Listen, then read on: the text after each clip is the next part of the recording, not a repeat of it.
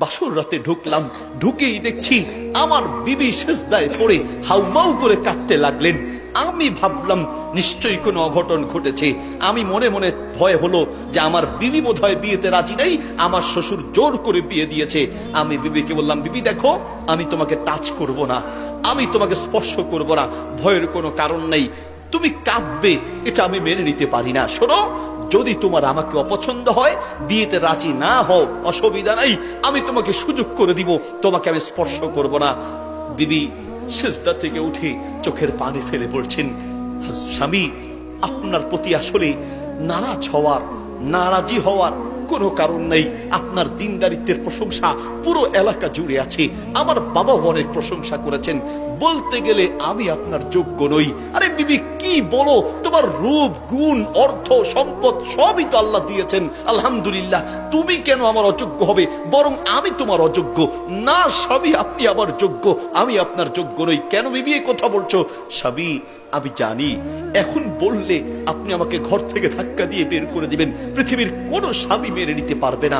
বিবি, স্বামী, আমি যদি পারতাম কথাটা সবার কাছ থেকে গোপন রেখেছি, আপনার কাছ থেকে গোপন রাখতাম, কিন্তু স্বামী, আপনার কাছ থেকে গোপন রাখা সম্ভব নয়, এজন্যই বলতে বাধ্য হচ্ছি। বিবি বলো কি হয়েছে? আমি কসম করে বলছি, আমি তোমার সম্মান রক্ষা করব, তোমার পরিবারের সম্মান রক্ষা করব, কোনো সমস্যা থাকলে বলো, আমি আমানত রক্ষা করব। স্বামী, আমি আসলে এত খারাপ নই, যে কোনো ভাবে প্যাচে পড়ে আমি অবৈধ সম্পর্কে লিপ্ত হয়েছি এবং সেই সম্পর্কের মাধ্যমে আমার পেটে একটা অবৈধ সন্তান জন্ম নিয়েছে। স্বামী, বিশ্বাস করেন, আমি এতটা খারাপ নই, প্যাচে পড়ে গিয়েছি। আর এই যে পেটের সন্তান, তারও কোনো দোষ নেই। আমি পারি না আত্মহত্যা করতে, কারণ ইসলামে আত্মহত্যা হারাম। পারি না মা বাবাকে জানাতে, মা বাবা তো বেহুশ হয়ে হার্ট করবে। স্বামী, জানি আপনিও মেনে নিতে পারবেন না, কিন্তু কি যে করব তাও আমার জানা নাই। সে লোকটা বলছে, হুজুর, আমি যখন শুনলাম আমার বিবির পেটে আরেকজনের অবৈধ সন্তান, আসমানটা ভেঙে যেন আমার মাথায় পড়েছে। চিন্তা করলাম আমি কি করব। মুহূর্তের মধ্যে ভাবতে লাগলাম, নবী সাল্লাল্লাহু আলাইহি ওয়াসাল্লাম একটা হাদিস আমার মনে পড়েছে। আল্লাহর নবী বলেছেন, মান সাতারা মুসলিমান সাতারাহুল্লাহু ইয়াউমাল কিয়ামাহ। যে ব্যক্তি কোনো মুসলমানের দোষ গোপন করবে, স্বয়ং আল্লাহ কিয়ামতের মাঠে তার দোষ গোপন করবে। হয়তো ওর দোষ একদিকে, আমার দোষ আরো বহুদিকে আছে। কাজেই আমি যদি রাসূলের হাদিসের উপর আমল করি, তাহলে অবশ্যই আল্লাহর ভালোবাসা পাবো, আল্লাহর নবীর ভালোবাসা পাবো। বিবিকে চোখ মুছতে মুছতে, চোখের পানি মুছতে মুছতে বিবিকে বললাম, বিবি, টেনশনের কোনো কারণ নেই, একটা শর্তে আমি তোমাকে ক্ষমা করব। বিবি, ওয়াল্লাহ তাল্লাহ বিল্লাহ, আল্লাহর কসম করে বলছি, আমি তোমার সম্মান রক্ষা করব, তোমার বাবার সম্মান রক্ষা করব, তোমার সন্তানের সম্মান রক্ষা করব, একটা শর্তে। বিবি, যেই কোনো নেক আমলের মাধ্যমে যদি দোয়া করা হয়, সেই দোয়া আল্লাহ কবুল করেন। বিবি, এই বিষয়টা মেনে নেওয়া অনেক কঠিন, তারপরে আমি মেনে নিব। রাসূল সাল্লাল্লাহু আলাইহি ওয়াসাল্লামের হাদিস এবং আল্লাহ রাসূলের মুখের কথাকে বিশ্বাস করে, সম্মান করে আমি তোমার এই দোষ গোপন রাখবো। শর্ত হচ্ছে, বিবি, আমিও মনে নিয়ত করলাম, তুমিও বলো, যতদিন জীবিত থাকবে রাসূলের হাদিসের উপরে সম্মান করার কারণে, রাসূলের হাদিস মানার কারণে আল্লাহ যেন কিয়ামতের মাঠে আমাকে আল্লাহর নবীর সাথে উঠায় জান্নাতে, যেন আমি সেই নবীর পাশে থাকতে পারি। এই দোয়া তুমিও করবে আর আমিও নিয়ত করলাম। বিবি বলছে, স্বামী, এত বড় অপরাধ যদি আপনি গোপন রাখতে পারেন, ক্ষমা করতে পারেন, আমার বিশ্বাস অবশ্যই আপনি আল্লাহর নবীর সাথে কিয়ামতের মাঠে উঠবেন, জান্নাতে আল্লাহর নবীর সাথে থাকবেন। আল্লাহু আকবার। স্বামী, আমি তোমার দোষ গোপন করলাম, আমি তোমার সম্মান রক্ষা করব, তোমার পরিবারের সম্মান রক্ষা করব। আচ্ছা ঠিক আছে, ঠিক আছে। বিবিকে বলল, বিবি, এখানে থাকা যাবে না, তোমাকে নিয়ে আলাদা এক জায়গায় চলে যাব, মানুষ যেন বুঝতে না পারে। সন্তান খুব তাড়াতাড়ি হলেই মানুষ বুঝতে পারবে।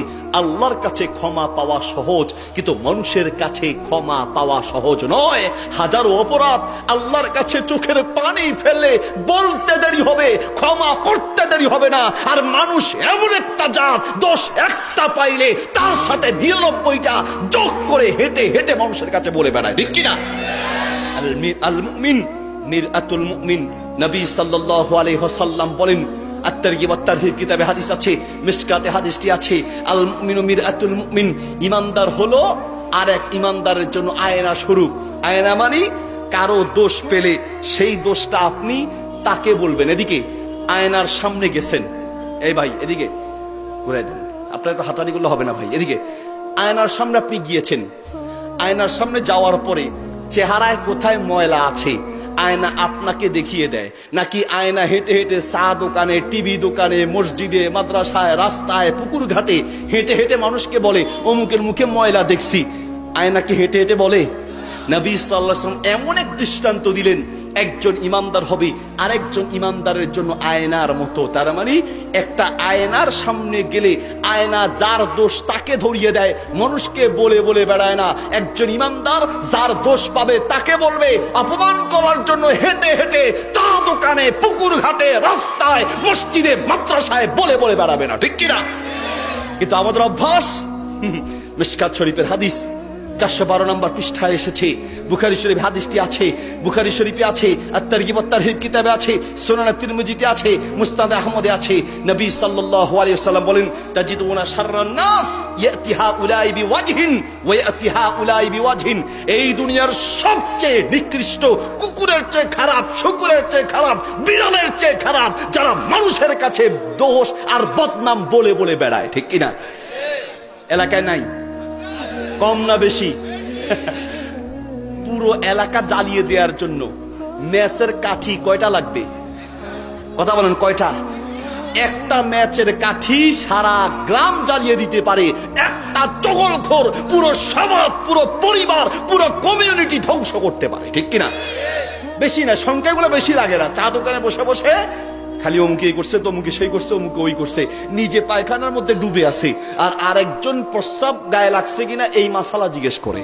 বুঝেন নেই? মানে ওই মাসালা চিন্তা করে যে অমুকের গায়ে প্রস্রাব লাগছে কিনা, কিন্তু নিজে যে পায়খানায় ডুবে আছে তার খবর নাই।